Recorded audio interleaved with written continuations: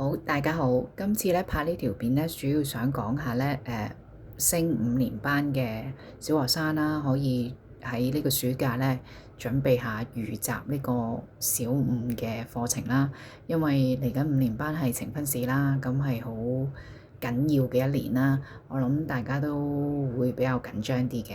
咁緊張之餘，其實有方法可以做啲準備嘅，因為你暑假學識咗。我覺得數學咧係比較容易去預習嘅，咁你學識咗之後咧，就可以喺上堂嘅時候咧就更加得心應手啦。咁好啦，我哋咧就睇下呢個數學新思維5上 A 第一課，就係呢個叫做多位數。咁我哋多位數其實學啲咩咧？其實主要咧都係好簡單嘅啫，就係你要背咗過18千萬10萬8萬千萬，過18千萬10萬8萬千萬億，咁就搞掂㗎啦呢一課。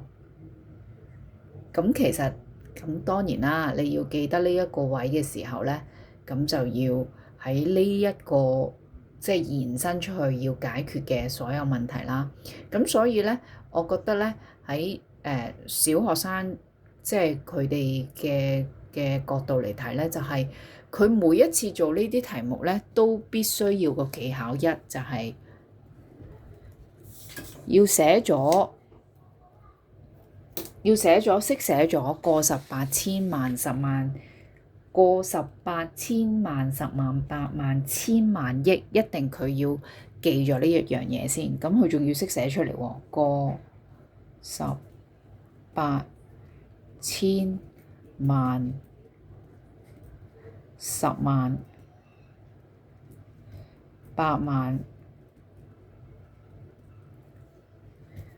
千萬，跟住就係億。咁好啦，咁佢你要教佢呢個技巧係一定要寫出嚟，仲要咧教佢咁樣喎。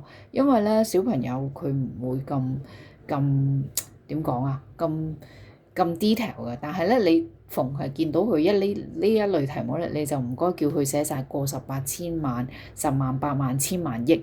咁樣其實係咧有助佢哋咧唔會咁容易出錯啊。咁好啦，你先要呢個技巧一，就係要背熟咗呢一樣嘢先。過18千萬10萬8萬千萬億，仲有喎，你要佢哋咧呢度通常打直寫喎，因為咧如果你打橫寫咧，佢哋唔畫嗰條線唔準咧，好容易走位咧，咁就錯噶啦。咁所以咧技巧一咧就係要學識咗呢一個呢一個位先，咁咧要去背咗出嚟，寫呢一個出嚟。咁呢個係技巧一。